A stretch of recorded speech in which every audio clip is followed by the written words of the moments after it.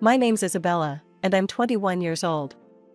I just finished my third year at art college, and let me tell you, it's been one hell of a ride. But before I get into all that, you need to know where I come from. I grew up in a house where I never felt at home. My parents, Tom and Sarah, always made it clear that my older sister, Emily, was their golden child. She's 4 years older than me and has always been a thorn in my side. From the day I was born, Emily seemed to hate me. She'd tease me, break my toys, and make my life miserable. And my parents? They'd just laugh it off, saying, "Oh, that's just how sisters are." But it wasn't normal. I remember when I was 14, I had this huge crush on a boy at school. His name was Jake, and I thought he was the cutest thing ever. I'd spend hours drawing portraits of him in secret, hiding them under my mattress where I thought no one would find them. But Emily found them. And you know what she did? She pinned them up on the school bulletin board for everyone to see. I still remember walking into school that day. The laughter, the pointing, the whispers. It felt like the whole world was crashing down around me. And Jake? He came up to me, all awkward and stuttering. Isabella. I saw the drawings. Look, you're nice and all, but I don't like you that way. I ran home crying that day. My parents were in the kitchen when I burst through the door, tears streaming down my face. Mom, Dad, Emily humiliated me at school. She found my private drawings in. But before I could finish, Emily waltzed in, a smug grin on her face. "Oh, come on, Izzy," she said, using the nickname I hated. "It was just a bit of fun.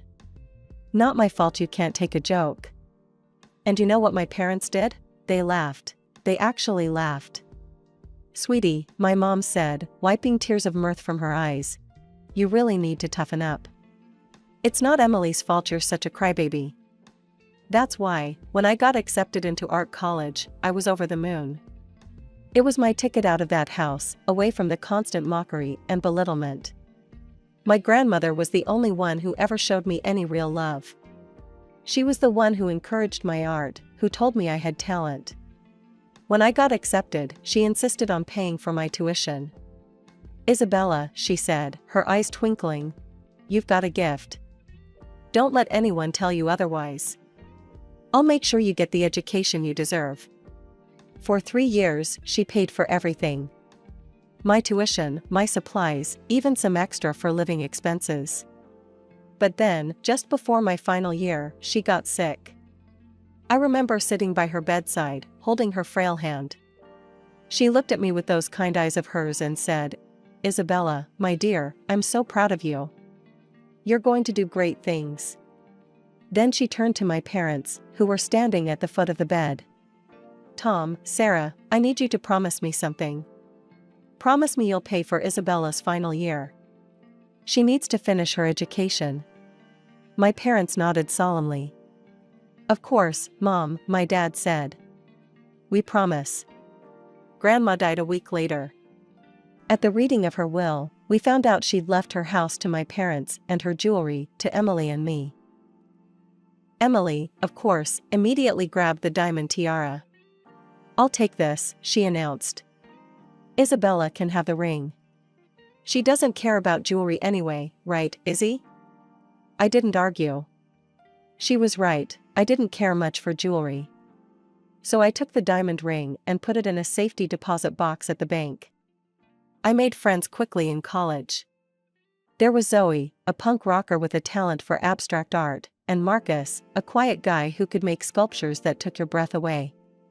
They didn't care about my family drama.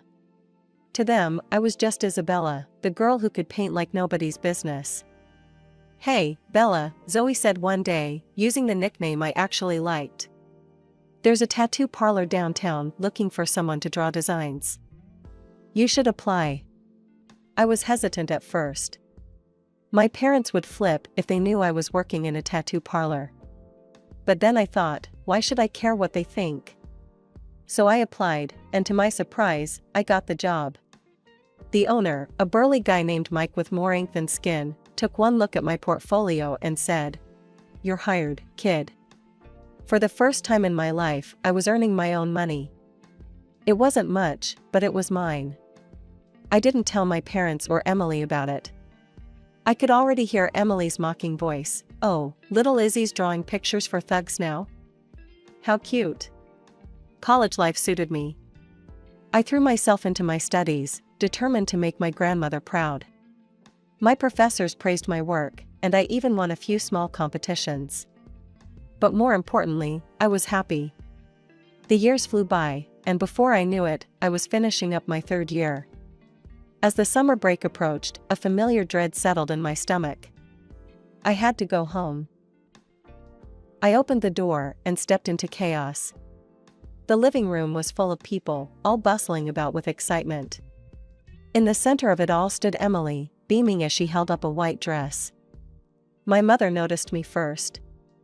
"Oh, Isabella," she said, her smile faltering slightly.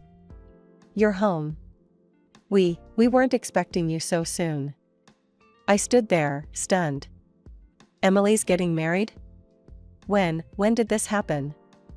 Emily turned to me, her smile turning into a smirk. "Oh, didn't anyone tell you? I guess we've all been so busy with the preparations, it must have slipped our minds." I felt like I'd been punched in the gut. My own sister was getting married, and no one had even bothered to tell me. "Who's the lucky guy?" I managed to ask, trying to keep my voice steady. "This is Richard," Emily said, pulling forward a tall, handsome man I hadn't noticed before. "Isn't he dreamy?" Richard gave me a polite smile and extended his hand. "Nice to meet you, Isabella. I've heard so much about you." I shook his hand, wondering what exactly he'd heard. Knowing Emily, probably nothing good. The next morning, I woke up to the sound of excited chatter downstairs. Emily was holding court at the breakfast table, surrounded by our parents and a couple of her bridesmaids. As I listened to their conversation, I learned that Emily had broken up with her previous boyfriend at our parents' insistence. Apparently, he'd been mixed up with some dangerous crowd. "Thank God you listened to us, sweetie," Mom said, patting Emily's hand. "Richard is such a better match for you. And his family is so well off." I couldn't help but roll my eyes. Of course, that's what they cared about. "Speaking of Richard," Emily said, turning to me with a smirk, "he's taking me out to dinner tonight. Not that you'd know anything about that, right, Izzy? Still haven't found a boyfriend?" They all laughed, and I gripped my coffee mug tighter, willing myself not to cry. Some things never change. As the days passed, I tried to stay out of everyone's way. I spent most of my time in my room, sketching and counting down the days until I could leave. But one evening, I couldn't avoid the family dinner. We were all seated around the table when Emily dropped her bombshell. "I've decided to wear Grandma's tiara for the wedding," she announced. "It'll look perfect with my dress." "Oh, that's a wonderful idea," Mom exclaimed. Emily wasn't done. "But you know what would make it even better? If I had a matching piece to go with it. Like, oh, I don't know, a ring?" I froze, my fork halfway to my mouth. I knew exactly where this was going. Mom's eyes lit up. "Oh, that's right. Isabella, didn't Grandma leave you a ring?" I nodded slowly, a sick feeling growing in my stomach. "Well, there you go," Emily said, clapping her hands together. "Izzy, you'll let me borrow the ring for the wedding, won't you?" I put down my fork. "Borrow? For how long?" Emily laughed, a sound that sent chills down my spine. "Oh, silly Izzy. I mean, you'll give it to me. For keeps." But Grandma left that to me," I protested weakly.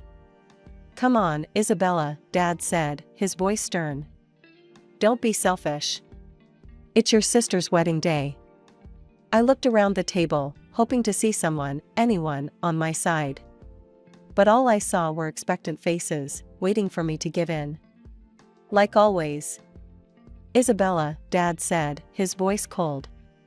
"Either you give the ring to your sister, or we won't pay for your final year of college." The room fell silent. I couldn't believe what I was hearing. But But you promised Grandma, I whispered, tears welling up in my eyes. Emily let out a harsh laugh. Oh, please. No one cares about promises made to some half-witted old woman. I stood up so fast, my chair fell over. How dare you talk about Grandma like that? I shouted. That's enough, Dad roared.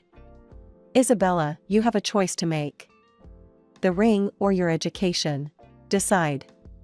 I looked at their faces, Dad's anger, Mom's disappointment, Emily's smug satisfaction. In that moment, I knew I had lost. Again. With shaking hands, I took off the necklace where I kept the key to my safety deposit box. I handed it to Emily. The morning after the ring incident, I cornered Emily in the kitchen. When exactly is your wedding? I asked, trying to keep my voice steady. Emily looked up from her coffee, a sly smile playing on her lips. It's on the 29th. Why, planning to ruin it? I ignored her jab. 2 weeks. I had 2 weeks to get away from this toxic environment. No, I replied coolly. I'm going to visit a friend from college. I'll be back in time for the wedding. I packed my bags and left that afternoon, heading to my friend Zoe's place in the next city over. For the first time in days, I felt like I could breathe. Zoe and I spent the week exploring art galleries, hitting up local cafes, and just enjoying each other's company. It was exactly what I needed. But my moment of peace was shattered exactly 1 week later. I was scrolling through my social media feed when I saw it, photos of Emily's wedding. My sister, resplendent in white, the diamond tiara glittering on her head, and my ring sparkling on her finger. The caption read, "Just married. Off to the Maldives with my hunky husband." I felt like I'd been punched in the gut. With shaking hands, I dialed Mom's number. Why didn't you invite me to the wedding? Emily told me the wrong date. There was a long pause. Then Dad's voice came on the line. Isabella, your sister, she didn't want you there. She said you'd ruin her perfect day. We thought it was best not to tell you. I felt like I was going to be sick. How could you do this to me? I'm your daughter too. Don't be dramatic, Mom chimed in. It's not like you really wanted to be there anyway, right? I hung up, my whole body shaking with anger and hurt. A few days later, I returned home, only to find Emily had also returned from her honeymoon. I walked into the living room to find her, Mom, and Dad huddled together, looking at apartment listings. I cleared my throat, and they all looked up. Don't forget about my tuition, I said, my voice small. You promised to pay for my last year if I gave Emily the ring. Dad shifted uncomfortably. Actually, Isabella, we've decided to use that money as a down payment on Emily's apartment instead. I felt like the floor had dropped out from under me. But you promised. You swore to Grandma. Plans change, Mom said dismissively. Emily needs it more. I'm sure you can figure something out. Emily was still laughing, a cruel, mocking sound that made my blood boil. Before I knew what I was doing, I lunged at her, grabbing a fistful of her hair. Emily screeched, and suddenly everyone was shouting. Dad yanked me away, his face red with anger. That's enough, he roared. Isabella, get out of this house right now. I ran to my room, threw some clothes in a bag, and stormed out, slamming the front door behind me. As I walked away from the house, my heart pounding and my cheeks wet with tears, I realized something. I found myself back at Zoe's place, feeling lost and broken. For days, I barely left her guest room, alternating between crying and staring blankly at the walls. Zoe tried her best to comfort me, but I was inconsolable. A week passed in this haze of despair. Then, one morning, as I listlessly checked my emails, I saw a message that made my heart stop. Congratulations! You are the winner of the annual art school competition. Your prize includes a full scholarship for your final year of studies. I read the email 3 times, not believing my eyes. Then I let out a scream that brought Zoe running. I thrust my phone at her, happy tears streaming down my face. I won. I won a scholarship. I can finish school. Zoe's eyes widened as she read the email, then she pulled me into a bone-crushing hug. "Oh my God, Bella. This is amazing." For the first time in weeks, I felt a glimmer of hope. I could finish my degree without my parents' help. I could make my own way. When the new semester started, I threw myself into my studies with renewed vigor. Between my classes and my part-time job at the tattoo parlor, I barely had time to think about my family drama. Months passed, and I slowly started to heal. One day, I was hanging out with my classmate, Jake, who worked part-time at a local pawn shop. We were chatting about our day when he mentioned something that caught my attention. "You won't believe what happened during my shift today," he said. "This girl came in with the most beautiful diamond necklace and ring I've ever seen. Must have been worth a fortune." My heart skipped a beat. "What did she look like?" I asked, trying to keep my voice casual. Jake described a woman who sounded exactly like Emily. "Can you draw the jewelry for me?" I asked, my hands shaking slightly. Jake looked confused, but complied. As I watched him sketch, my suspicions were confirmed. The necklace was the one Emily had always bragged about, and the ring, it was my grandmother's ring. "Jake," I said, my mouth dry, "is there any way you could get me the security footage from the pawn shop?" Jake must have seen the desperation in my eyes because he finally nodded. "Okay, I'll see what I can do." A few days later, Jake handed me a USB drive. "Here," he said. "But you didn't get this from me, okay?" I nodded gratefully and rushed back to my dorm room. With trembling hands, I plugged in the drive and opened the video file. There was Emily, clear as day, handing over the jewelry. But what made my jaw drop was what happened next. As she turned to leave, a man entered the frame. Emily threw her arms around him, kissing him passionately. It wasn't Richard. I leaned closer to the screen, my heart pounding. As the man turned slightly, I gasped. I recognized him. It was Emily's ex-boyfriend, the one our parents had made her break up with because of his criminal connections. I sat back, my mind reeling.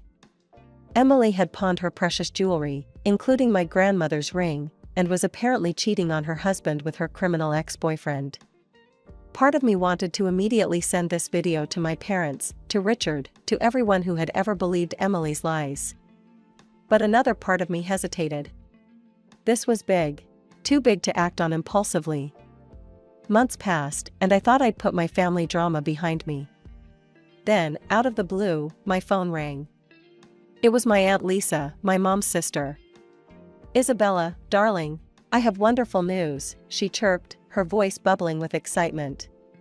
"Your sister is pregnant. Can you believe it? They're having a big announcement party next week. Isn't it exciting?" My heart sank. Of course, another family event I hadn't been invited to. "That's great, Aunt Lisa. Thanks for letting me know." After hanging up, I sat on my bed, conflicted. Part of me wanted to ignore it, to continue cutting ties with my toxic family.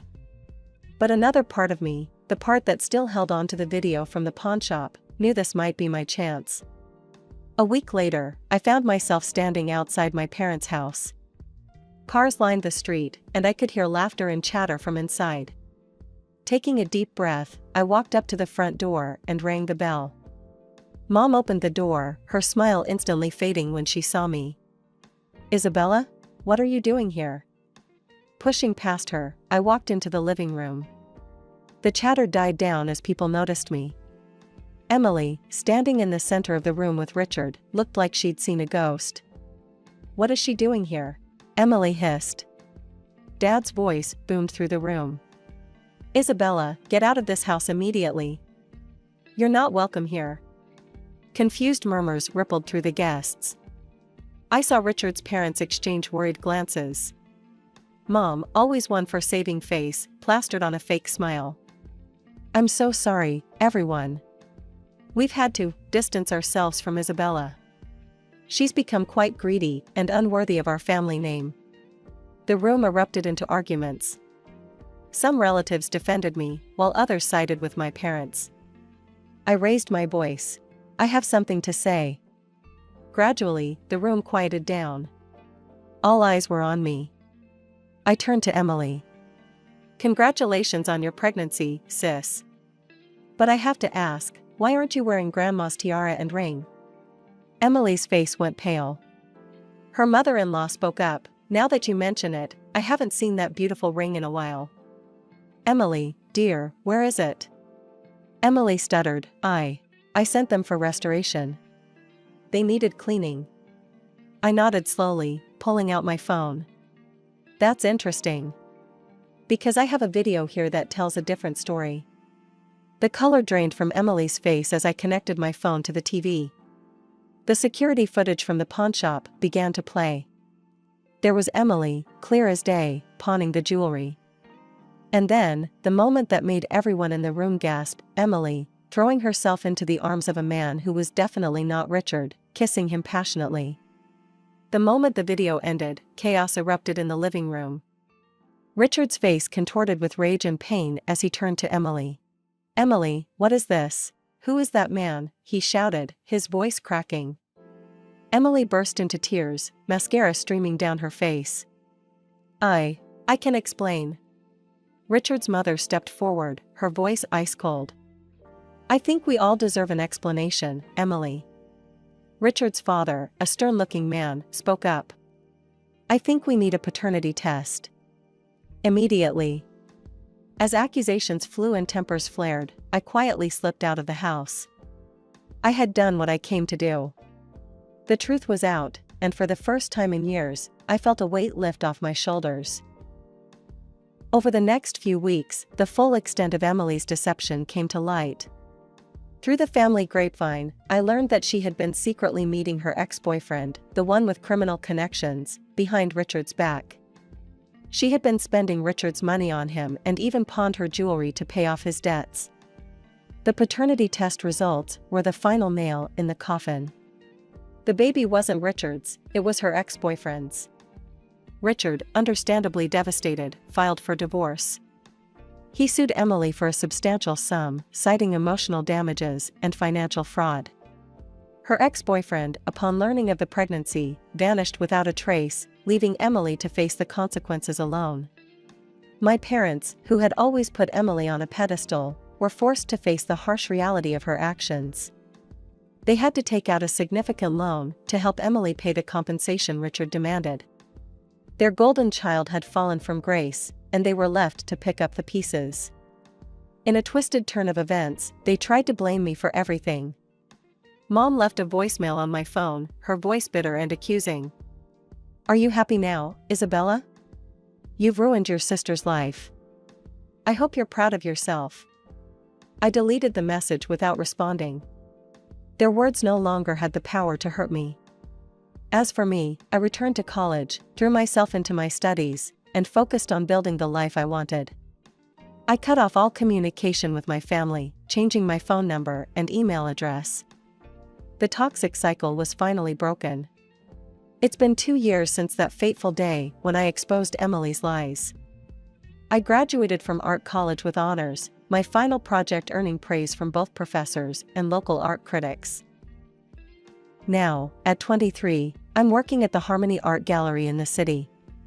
It's a dream come true, surrounded by beautiful artwork every day, helping to curate exhibitions, and even organizing events for up-and-coming artists. But that's not all. I've been painting in my free time, and to my surprise and delight, my work has caught the eye of several collectors. I haven't forgotten my roots, though. I still create tattoo sketches in my spare time. It's become a cherished hobby, a link to the past that reminds me of how far I've come. Some of my designs have even been featured in tattoo magazines, which never fails to make me smile. As for my family, well, that's a complicated story. I've maintained relationships with a few aunts and cousins who stood by me during the fallout. They keep me updated on the family drama, though I try not to let it affect me anymore. From what I hear, Emily is still living with our parents. She's unemployed, struggling to raise her child alone. Mom and Dad, facing financial troubles of their own, are constantly pressuring her to find a job and move out. The arguments are frequent and bitter, I'm told. I haven't spoken to my parents or Emily since that day. They tried reaching out a few times in the beginning, guilt-tripping messages, angry voicemails, but I stood firm in my decision to cut ties. Eventually, they stopped trying. On a brighter note, I've been dating a wonderful guy named Alex for the past year. He's a graphic designer I met at a gallery event. He's kind, supportive, and best of all, he understands my passion for art. We're talking about moving in together soon, another step towards building the life I want.